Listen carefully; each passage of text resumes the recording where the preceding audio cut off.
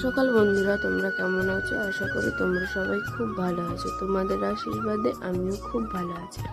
ছোট্ট একটা mini blog নিয়ে তোমাদের সামনে চলে আসলাম বন্ধুরা। আমাদের বাড়ির ছাদের থেকে দেখো কত সুন্দর সারা জায়গাটা পুরো দেখা যায়। আমার না খুব ভালো লাগে এরকম সবুজ দেখতে। আর এই দেখো আমাদের বাড়ির ড্রাগন গাছে ফুল এসেছে। এটা তোমরা অবশ্যই আগের ভিডিওতে দেখেছো, কিন্তু জানি না ফুলটা কি টিকবে কি টিকবে না। আমি আর অনেক ভিডিওতে দেখেছি ফুল এরকম বড় হয়ে যাওয়ার পর নষ্ট হয়ে যায়।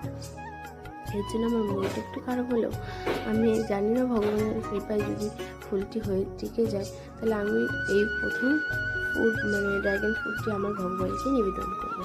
আমার খুব ইচ্ছা ছিল আমার গাছে ফল হলে তাকে আমি দেবো, এবং আমার প্রভুকে আমি নিশ্চয়ই দেবো। আর আমার ছাদ বাগানে কিছু কিছু ছোটো ছোটো গাছ আছে, তোমরা একটু দেখে নাও বন্ধুরা।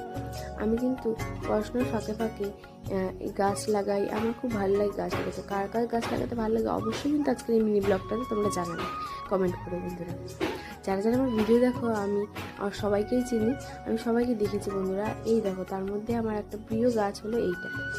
আমি অনেক রকম গাছ লাগাই। তোমরা যদি কেউ গাছ লাগাতে ভালোবাসো অবশ্যই কিন্তু এটাতে কমেন্ট করবে বন্ধুরা। আমি যেরকম গাছ লাগাতে পছন্দ করি, এরকম কারা কারা গাছ লাগাতে পছন্দ করো অবশ্যই কমেন্ট করবে।